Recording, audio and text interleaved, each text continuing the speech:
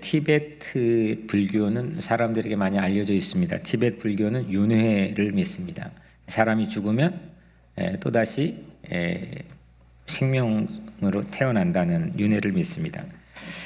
특별히 그 티베트 불교가 불교 중에 특이한 것은 죽으면 영혼은 그 순간에 떠나지만 그 동시에 이 지구상에 태어난 아기로 환생한다라는 것을 믿습니다. 그들 지도자가 달라이 라마이죠. 달라이 라마가 죽으면 그래서 그때 태어난 그 시각, 죽은 시각에 태어난 남자아이를 찾아서 데려다가 새로운 지도자로 양육을 합니다. 현재 달라이 라마가 무려 14대째입니다. 첫 번째 달라이 라마가 1391년, 그러니까 엄청 오래됐죠. 그때 이후로 달라이 라마가 죽을 때마다 계승자가 될 그 두 번째, 세 번째, 네 번째 달라이 라마를 찾아 동시 그 시각에 태어난 아기를 찾아서 심사를 거쳐 선출합니다. 우리가 보기에는 약간 웃을 수 있지만 그들에게는 매우 진지한 그리고 매우 사회적으로 영향력이 있는 그런 선출하는 행사입니다. 현재 14대째인 달라이 라마는 2살 때 1937년 2살 때 환생 검증 시험을 거쳐서 1940년에 즉위를 했습니다. 우리 교회도 그 언저리에 태어나신 우리 어르신들이 계시지만 여튼 1937년에 그 환생 그 엄격한 기준에 의거한 시험을 거쳐서 1940년부터 달라이 라마라고 하는 그런 삶을 현재 그 14대째 사람이 살고 있습니다. 이 사람은 중국의 그 자신 티베트 지역에 독립을 요청하고 독립운동을 하다가 저항하다가 지금부터 60년 전 인도 북서부 지방으로 망명을 했습니다. 그 인도 북서부 지방에 티베트 망명 정부를 세웠고 60년 동안 비폭력 독립운동을 펼쳤습니다. 그리고 1989년 노벨 평화상까지 받게 됩니다. 반면에 이 유대교는 하나님이 기름 부은 자, 다시 말하면 메시아죠. 메시아라는 뜻. 헬라어로는 똑같은 말이지만 그리스도. 그러니까 그 그리스도 메시아를 하나님께서 보낼 것이라고 믿었습니다. 그런데 메시아가 언제 어디서 태어날지 누구도 잘 알지 못했습니다. 혼란스러웠던 적도 있었습니다. 메시아가 왔다는 것을 어떻게 알 수 있을까요?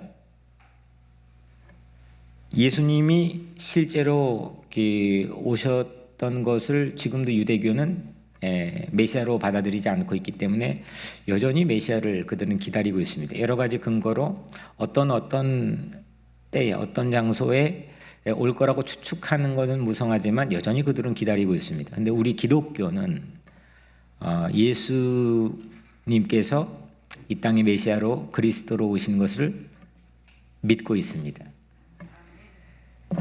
예수님이 오시기 100년 전 또 100년 후 언저리 한 200년 동안 특별히 유대인 지역에서 자칭 메시아들이 덜어 있었습니다. 우리가 흔히 생각하는 것처럼 시시하게 이단처럼 보여지는 그런 메시아가 아니고 이들은 자신의 나라의 독립을 위해서 많은 사람들과 함께 희생하고 헌신했던 그런 숭고한 사람들이기도 했습니다. 그런 메시아가 나타나면 시종일관 추종자들이 따랐습니다. 많은 추종자들이 이곳저곳에서 정말 자기의 모든 걸 걸고 그 메시아 같은 존재를 함께 따라 같은 뜻을 이루기 위해서 노력했습니다. 그런데 또 동일하게 시종일관 그 메시아가 잡히게 되면 권력자나 정부나 이렇게 잡히게 되면 그리고 또 죽게 되면 자살하는 사람들도 생겨나지만 그 메시아를 따랐던 추종자들이 다 흩어지게 됩니다.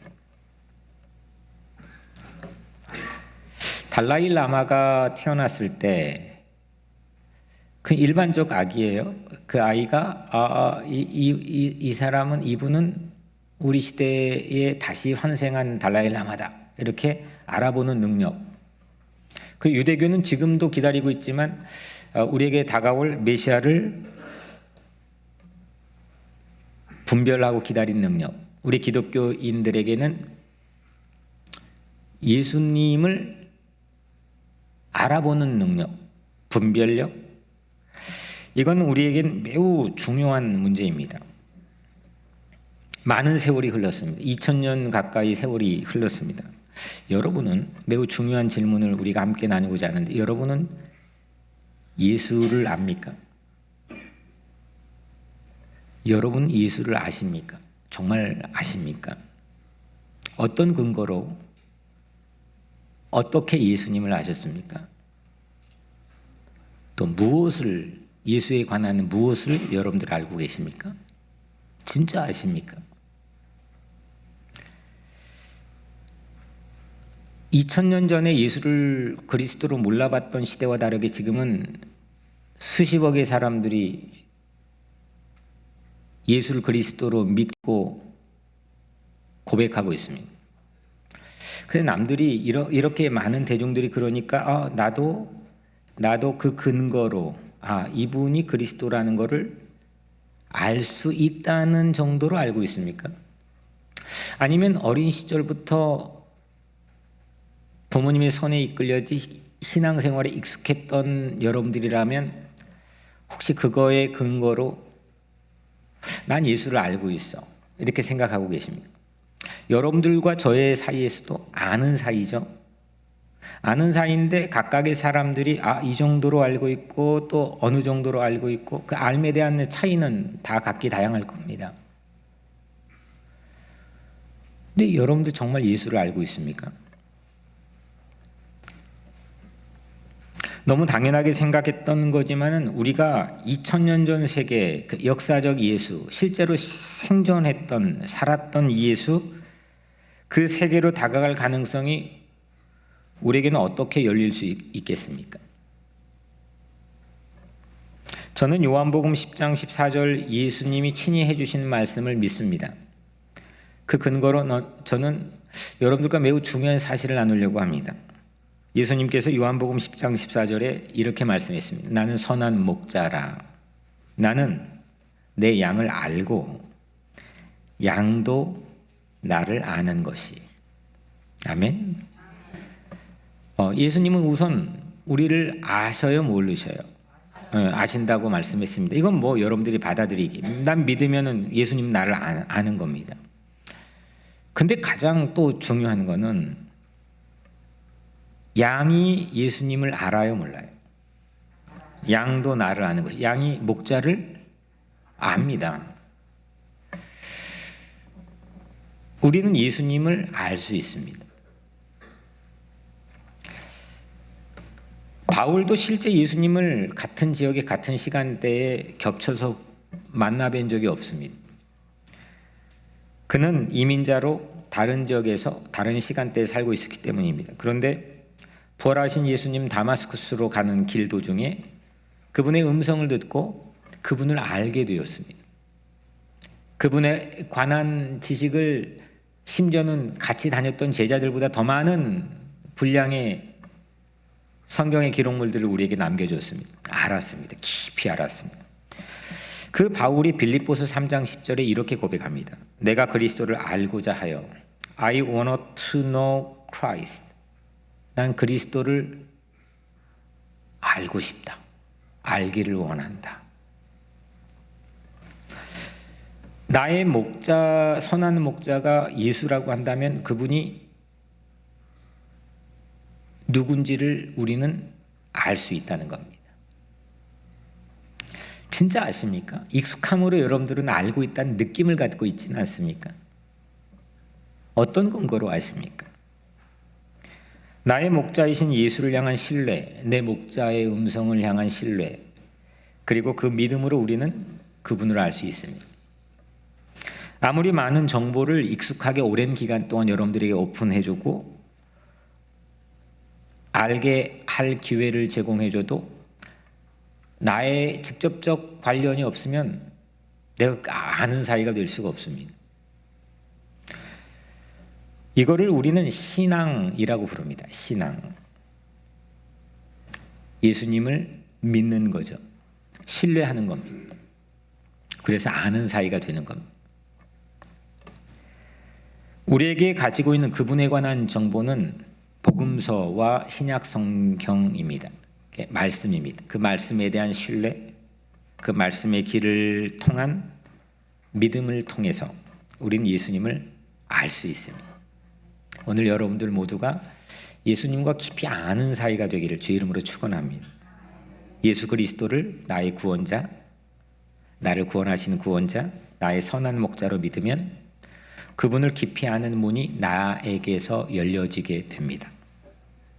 선한 목자 예수 그리스도를 아는 신앙, 그 신앙이 세상이 많은 도전을 받고 때로는 위축되고 때로는 흔들리는 그런 때가 있을지라도 내가 예수를 더 깊이 아는 신앙의 문이 오늘 이 시간 여러분들의 삶에서 열려지게 되기를 주님 이름으로 간절히 축복합니다.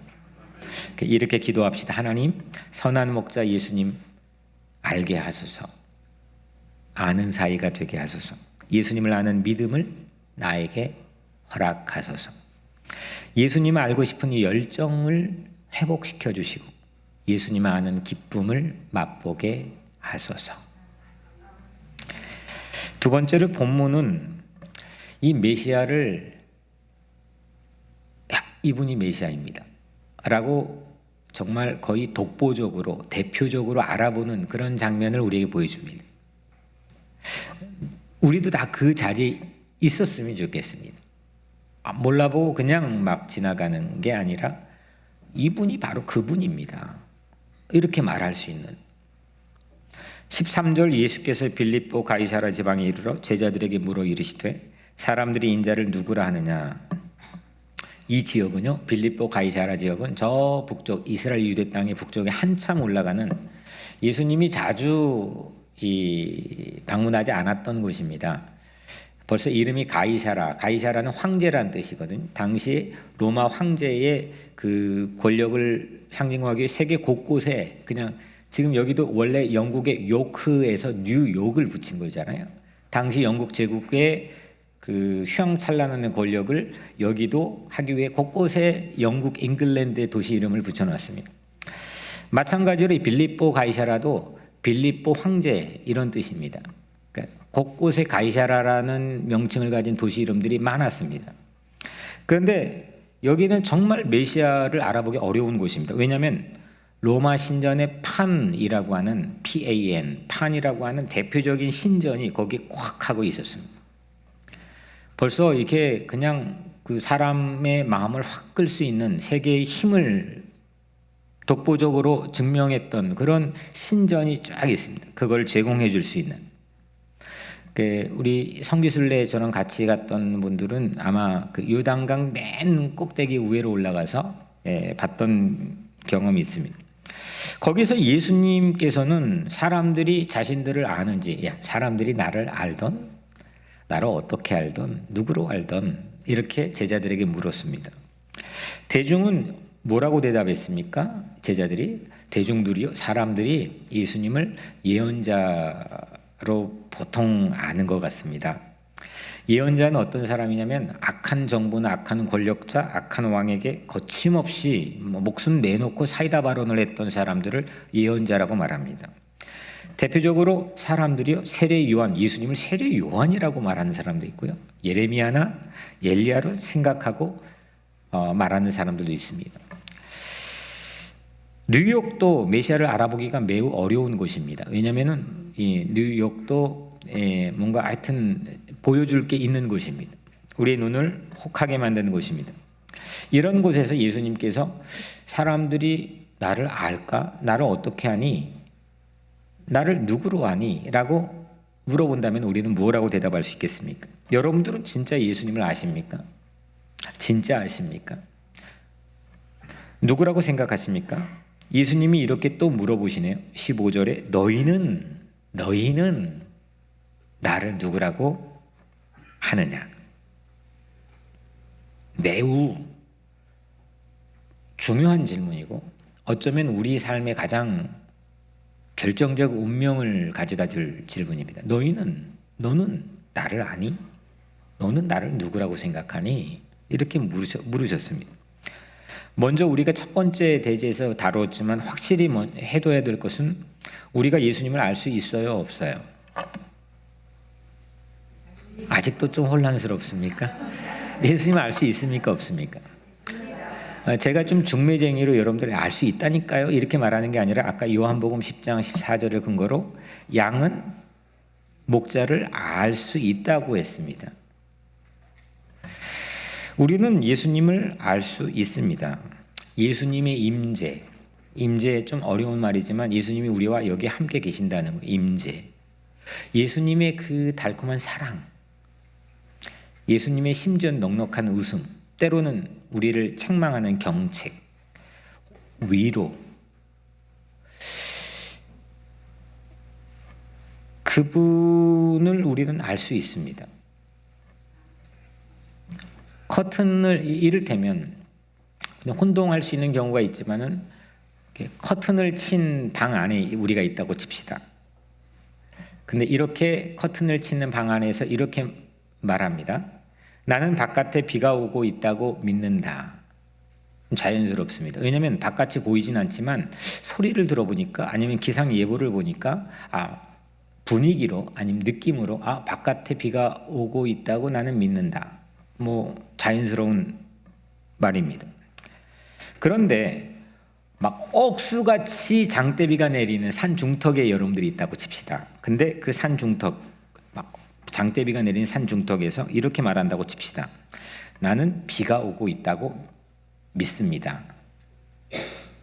자연스럽습니까? 이상합니까? 좀 들어보니까 이상하죠? 네, 상당히 이상합니다. 비를 맞고 있는데 한복판에 장대비가 쏟아지는 그 중턱에 있는데 난 비가 오고 있는 것을 믿습니다. 우리 신앙이 어쩌면 그런 모습일 수도 있다는 겁니다. 예수님 믿고 아는 것, 이걸 후자처럼 여기는 경우들도 허다합니다. 비를 맞으면 비가 오고 있다고 믿을 필요가 없습니다. 믿음이 여전히 상상으로 머물면 안 된다는 겁니다.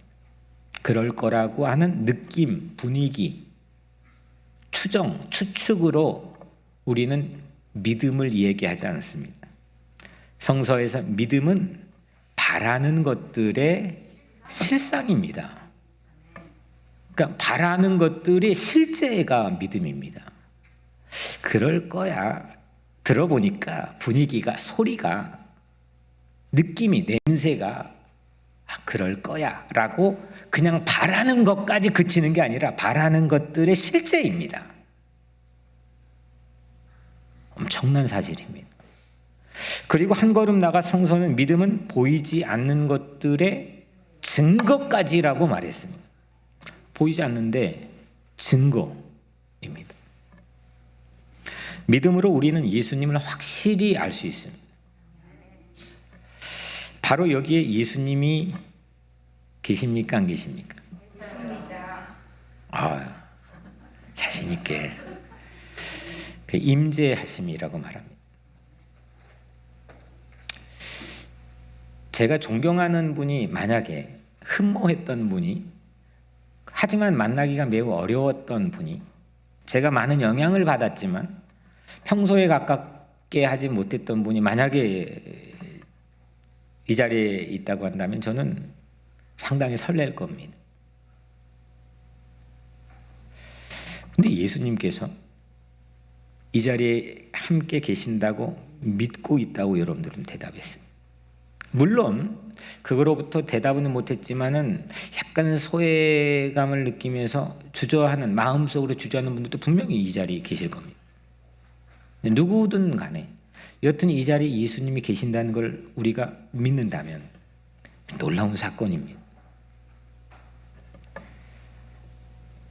은혜의 장대비를 맡고 있는 한복판에서 상상으로, 추정으로, 허상으로 혹 우리는 그걸 믿음으로 생각하며 신앙생활 할 수도 있다는 사실을 우리 깊이 생각해 봤으면 좋겠습니다.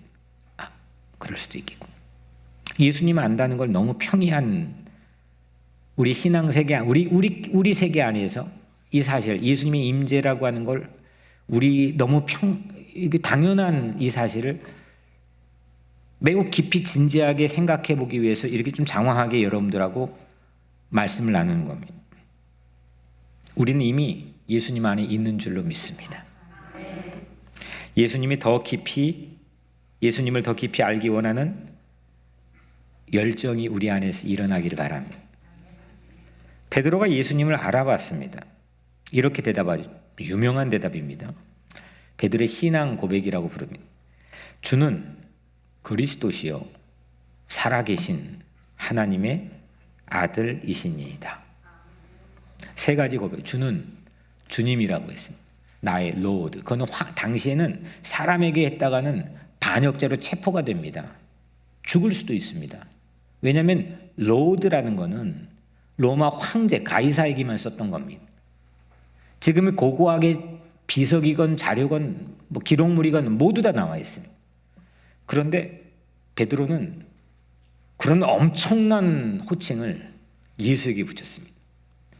주는 메시아이십니다. 그리스도이십니다. 하나님이 기름 부어주신 구원자이십니다. 그리고 살아계신 하나님의 아들이십니다. 예수님을 예언자로 어리숙하게 어정쩡하게 흐릿하게 알지 않았습니다. 커튼 치는 방 안에서 그럴 수도 있겠다라고 하는 추정으로 믿음을 포장하지 않았습니다. 대충 어리숙하게 두리뭉실하며 믿음을 얘기한 게 아닙니다. 예수님은 그리스도이시고 우리를 다스릴 하나님의 아들이시라고 확실하게 알고 고백했습니다. 이런 인식, 이런 knowledge, 지식, 이거는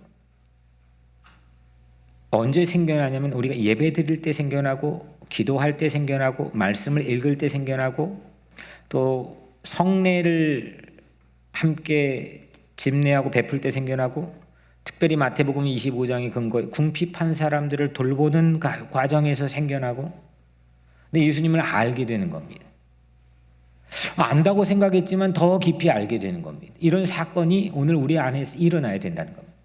흐릿하게 커튼 치는 방에서 추정으로 분위기로 느낌으로 어떤 책으로 예수님에 관해 알았던 거에서 벗어나서 예수님을 정말 아는 사이가 되어버리는 확실하게 선명하게 아는 사이가 되어버리는 그런 엄청난 사건이 오늘 사랑하는 여러분들 삶 안에서 일어나기를 주의 이름으로 축원합니다. 우리는 그리스도 예수 안에 있는 것, 내가 오늘 예수님 안에 있는 것을 믿음으로 압니다. 단지 그럴 것이란 추측이나 상상이 아닙니다. 믿음으로 그리스도를 압니다. 이렇게 두 번째 기도했으면 좋겠습니다. 주님, 그럴 것이라고 하는 엉성한 느낌으로 알지 않게 하소서. 남들이 대중에 휩쓸려서 분위기에 따라 그럴 수도 있겠다라는 어리숙한 느낌으로 알지 않게 하소서. 예수님이 우리의 주이시며 그리스도이신 것을 선명하게 확실히 알게 하소서. 세 번째, 예수님이 이렇게 답합니다. 17절, 예수께서 대답하여 이르시되 바요나 시몬아 내가 복이 있도다. 이를 내게 알게 한 이는 혈육이 아니요, 이를 알게 한 이는 혈육이 아니요 하늘에 계신 내 아버지시니라. 아멘. 예수님이 베드로에게 이렇게 말해, 바요나 시몬아, 바요나 시몬아. 본래 본명이 시몬, 영어로 사이몬이거든요. 그 바요나는 요한이라고 하는 걸로 요한의 아들 시몬아. 이건 베드로의 혈통을 강조하는 겁니다. 근데 그게 그 혈통이 그 익숙하게 너에게 이 신앙이 유대교 신앙으로 끌고 온 게 나를 알게 한 게 아니고 아버지 하나님께서 나를 알게 했다. 네가 그런 고백을 하게 했다. 이렇게 예수님 말씀했습니다. 하나님은 우리가 예수님을 알게 해주십니다. 오늘 제가 아무리 설교를 기가 막힌 명설교를 해도 제가 여러분들에게 예수님을 알게 하는 게 아니고 누가 알게 해요? 하나님이 하나님께서 여러분들이 예수님을 알게 해주십니다. 거기에 대한 주권은 하나님이 가지고 계십니다. 하나님은 우리가 예수님을 믿게 해 주십니다. 예수님 믿고 싶어요. 예수님의 향한 내 믿음이 더 강하고 굳건하게 해주셨으면 좋겠어요. 거기에 대한 모든 어서리티는 하나님에게 있다는 겁니다. 커튼 친 방에서 바깥에 비가 내릴 거야 라고 상상하면서 그럴 수 있을 거라고 상상하는 것이 아닙니다. 하나님은 우리를 은혜 장대비 한복판에 그걸 누리게 하십니다. 흠뻑 적게 하십니다. 은혜의 보좌 앞에 담대히 나갈 수 있도록 그 한복판에 우리를 서게 하십니다. 예수를 알게 합니다. 믿게 합니다. 그분이 하나님이십니다. 예수님을 더 깊이 맛보고 느끼고 체험하고 알고 믿는 것, 이거는 우리 인생의 최고의 복인 줄로 믿습니다. 네, 최고의 복. 예수님과 아는 사이가 되는 겁니다.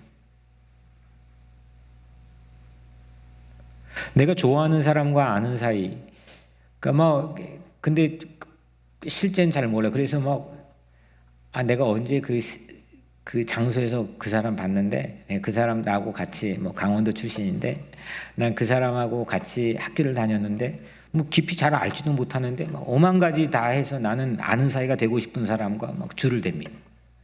실제 농밀하지 않는 관계인데도 불구하고. 예수님과 과연 나는 어느 정도 얼마만큼 아는 사이고 나는 예수님에 대해서 얼마만큼 알고 있느냐. 티베트 불교에서 달라일라마를 방금 태어난 아기에서 알아보는 사람, 그 사람 매우 그러니까 그 특별한 그 권위를 위임해 줍니다. 최고의 복으로 여깁니다. 우리는 그리스도 예수를 알아보고 믿는 사람들입니다. 최고의 복입니다. 너무 우리 안에 그 맛을 본 사람 샘솟는 기쁨을 누리게 됩니다. 세상은 어떤 시련과 고난 한복판에서도 여러분들 그런 경험 있지 않습니까? 내가 정말 예수를 깊이 알고 강하게 그 한복판에 믿게 되었을 때, 그 누리고 그냥 푹 잠겨 있을 때 세상 두렵지 않잖아요. 하나님께서 우리를 그 자리에 서게 합니다. 우리를 알게 하시고 예수를 알게 하시고 믿게 해주신 분은 하나님이십니다. 우리가 예수님과 이렇게 그냥 뭘 막 끌어와야 나 그분 안다니까 이렇게 말하는 게 아니라 그 깊이 농밀한 인격적 관계를 맺게 하시는 분 하나님이십니다. 예수님께서 여러분들 뭘 기뻐하시는지 아십니까? 여러분들이 기뻐하는 거가 오늘 저기 32가에 가서 맛있는 식당에 순두부찌개를 먹으면 기가 막히게 나 기쁠 것 같아. 그 나를 누군가가 알면 거기에 같이 갈 수 있겠죠. 그 마음을 누가 알아줄까? 그런데 예수님께서는 무엇가 그렇게 기쁠까? 언제 가장 활짝 웃으실까? 언제 슬퍼하실까? 언제 아파하실까? 그거 여러분들 관심 있습니까? 관심이 있지도 않는데 알 수 없겠죠. 예수님은 사람들에게 무엇을 제공해 주신가? 또 어떤 방향으로 우리를 재촉해 주시는가? 우리가 가지고 있는 관심보다 더 그게 상위에 있을 때 우리는 그 예수님에 대한 관심, 예수님이 언제 웃고 어떤 타이밍에 슬퍼하고 어떤 곳에 향하고 있고 이걸 쭉 빠져들고 알게 됩니다. 그걸 누가 알게 하시느냐? 하나님이 알게 하십니다. 그분의 특별히 예수님의 사랑 앞에 설 때, 예수님의 사랑 앞에 설 때 우리는 예수님을 더 깊이 알게 됩니다. 여러분들 우리가 꼭 그거 필요했지만, 그건 정말 이 인류가 필요로 했지만 인류 스스로 할 수 없었던 놀라운 일을 성취시키신 그 놀라운 사랑, 가장 무력하고 연약한 십자가의 자리에 죽어가는 그 자리 한복판에 누구도 생각 못했습니다. 그런 시나리오가 펼쳐질 거라고 누구도 감히 예상하지 못했습니다. 근데 거기에 전 세계를 뒤집어 놓고 그 무력한 자리에서 우리의 메시아로 우뚝 서신 그 예수를 더 깊이 알게 하시는 분 하나님이십니다. 거기 그 자리가 바로 사랑입니다. 사랑이 우리를 알게 합니다. 만약에 저에 대해서 별 상관없지만 무관심하다면 저에 대해서 깊이 알지 못하겠죠. 사랑하면 많이 알겠죠. 알면 알수록 사랑해지는 것도 맞지만 내가 그거에 대한 인포메이션, 정보를 많이 취합해서 그거를 알면 알수록 좋아져. 그건 우리 입장이 조건적인 사랑입니다. 아, 이것도 좋고 저것도 좋으니까 이건 아닌데 그걸 취사 선택해서 야, 이건 정말 사랑하네, 사랑할 만하네. 이거는 우리 입장에서 하는 조건적 사랑입니다. 그런데 예수와 우리의 어떤 인격적인 농밀하는 관계는 사랑 앞에 서서 사랑 때문에 그냥 더 깊이 알게 되는 겁니다. 내 편협한 인식의 자물통에도 불구하고 이게 자물쇠가 채워져 있습니다. 이걸 막 넣어줘도 이게 열려지지가 않는 이 인식, 이 내 지식의 편협한 한 것만 보는 그런 왜곡된 자물통에도 불구하고 예수님은 끊임없이 오셔서 내 삶의 문을 두드려 주십니다. 포기하지 않으십니다. 그분의 못자국 표시로 우리는 그분의 사랑을 알 수 있습니다. 포기가 없으신 풍성한 사랑. 그 사랑을 통해서 우리는 예수님을 알게 됩니다. 요즘 우리 집 아이들이 그 4명이 막 전체 일을 하는 것 같아요, 요즘에.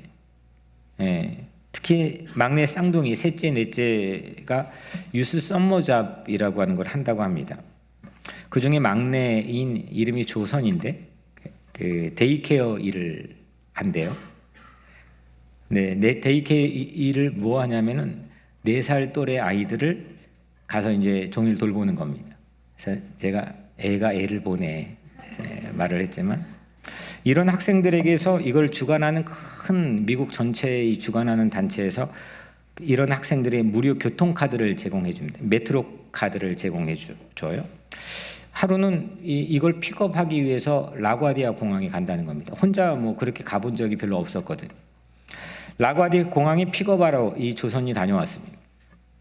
근데 예상치 않게 오고 가는 길에 이 친구가 그냥 버스를 타고 갔다 오면 되겠다 싶었는데 그 기차를 탔습니다. 기차 중에서도 고급 기차, LIRR.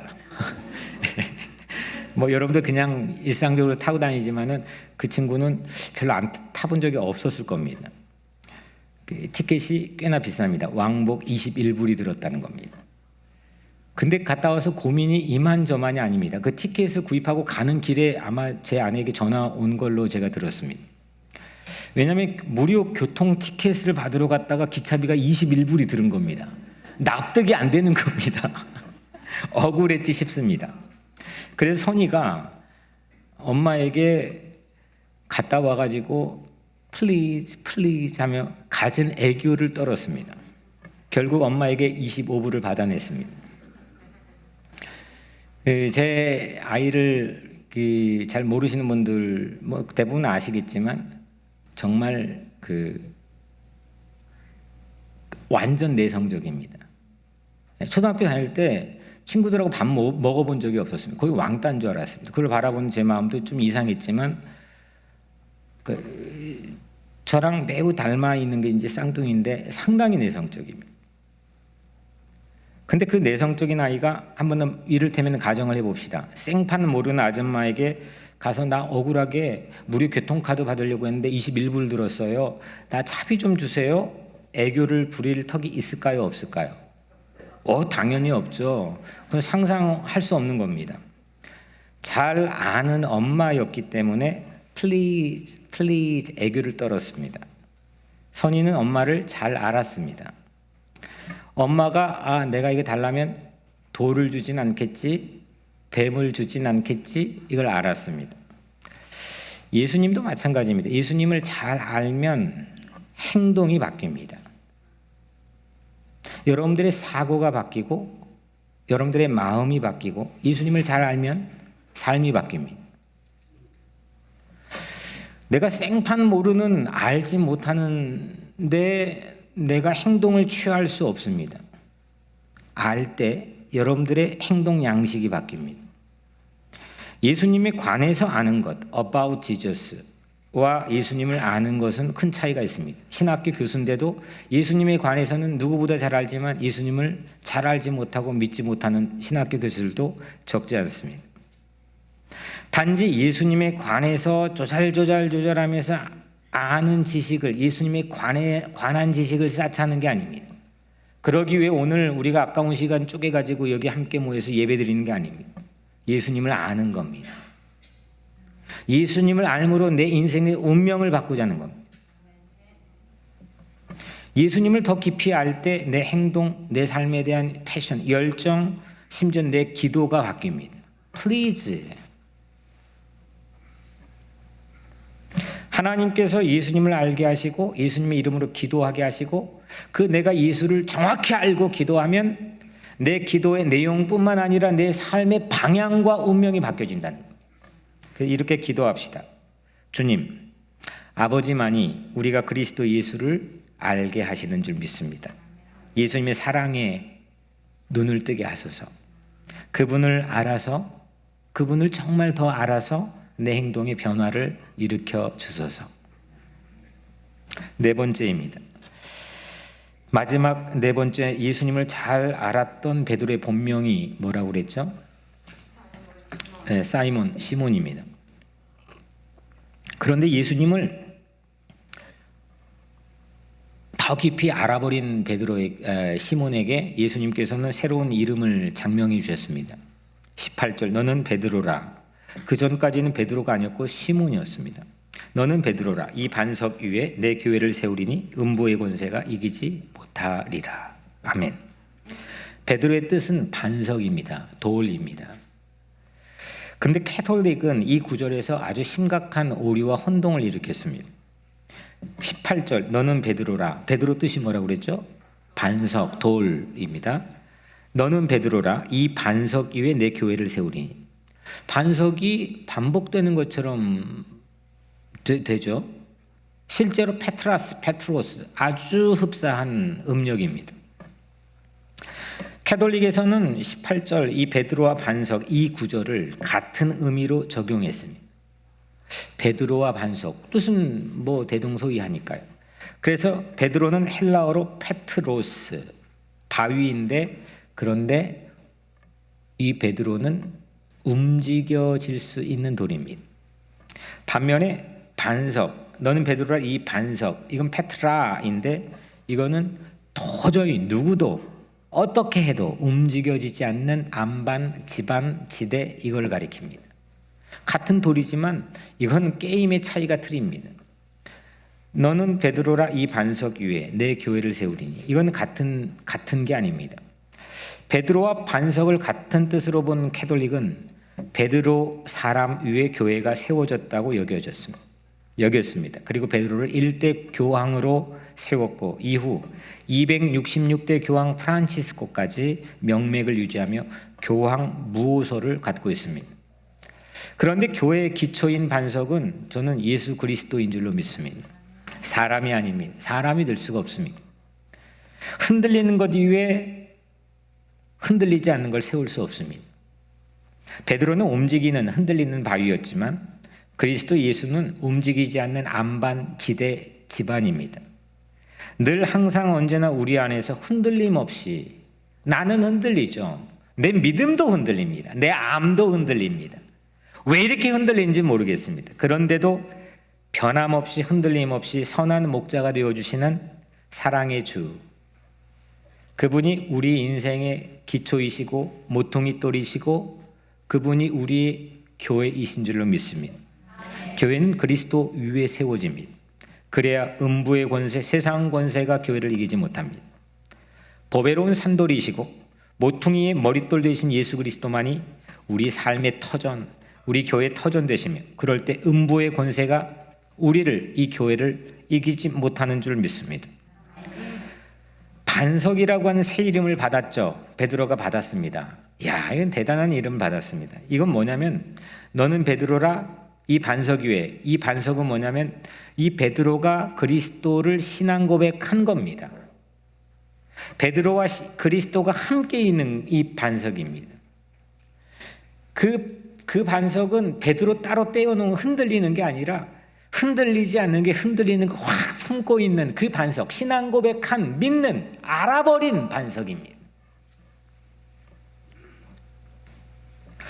이 반석이라는 새 이름을 베드로가 받았는데도 우리 인상은 그런데 여전히 불안한 베드로를 지울 수가 없습니다.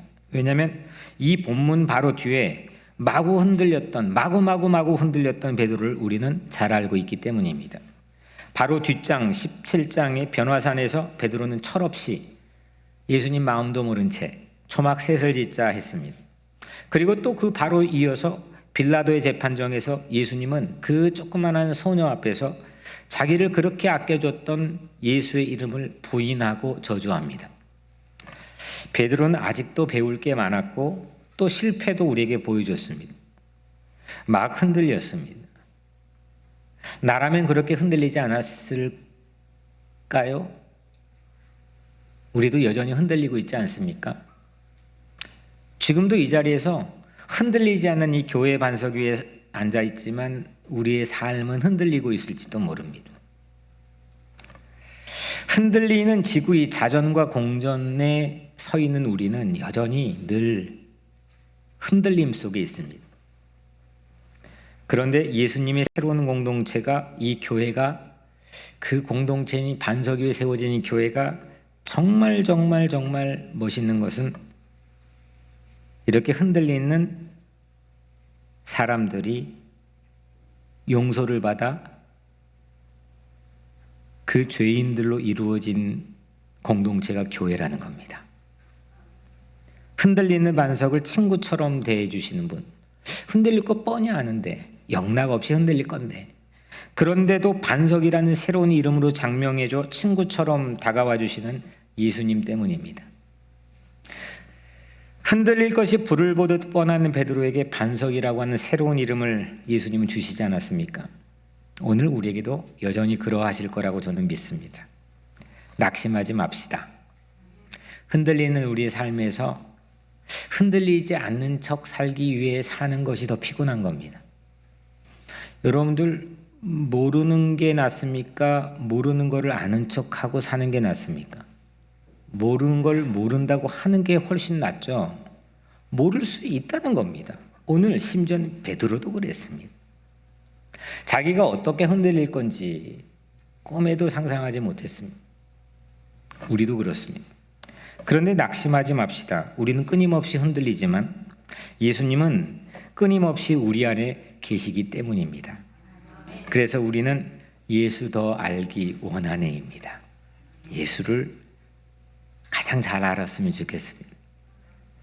베드로의 알미, 이 베드로의 알미, 용서받은 죄인들의 모임인 교회의 기초가 되었습니다. 주는 그리스도시요 살아계신 하나님의 아들이십니다. 이 알미, 예수님을 아는 게 흔들릴 게 뻔했지만 결국 교회 용서받은 사람들, 그런 끼리끼리의 사람들이 모여있는 죄인들이 용서받은 공동체의 기초가 되었습니다. 이렇듯 우리의 흔들릴 게 뻔한데도 불구하고 우리의 알미, 예수를 아는 알미, 우리 교회를 든든하게 세워내기를 주의 이름으로 축원합니다.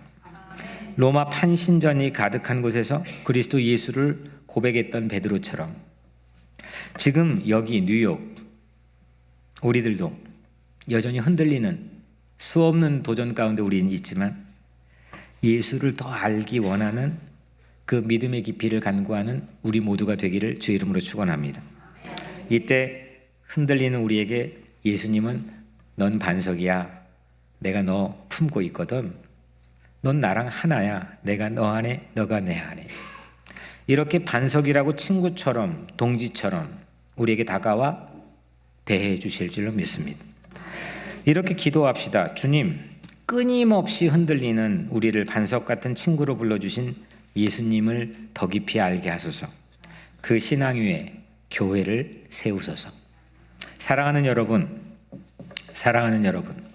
달라이 라마를 또 찾고 또 찾으며 그 공동체 저항 정신과 그 공동체의 DNA를 여전히 유지하려고 노력하는 오늘날의 그들의 구원자를 찾고자 하는 열심만으로도 그 막강한 세계 한대 축을 형성하고 있는 중국의 불의에 저항할 수 있고, 독립을 요청할 수 있고, 평화를 위해 일할 수 있는 것이라면, 우리는 변함없는 한 분 예수 그리스도를 알고 믿으면서 그 무엇을 못할 수 있겠습니까? 우리는 예수를 알 수 있습니다. 상상이 아니라, 추정이 아니라, 느낌이 아니라, 분위기가 아니라 믿음으로 내 안에 함께 계시는 예수 그리스도를 알 수 있습니다. 예수를 더 알면 알수록 내 행동도 변화될 겁니다. 비록 우리가 흔들릴지라도 흔들림 없으신 아버지께서 우리가 예수를 알도록 인도해 주실 줄로 믿습니다. 기도하겠습니다.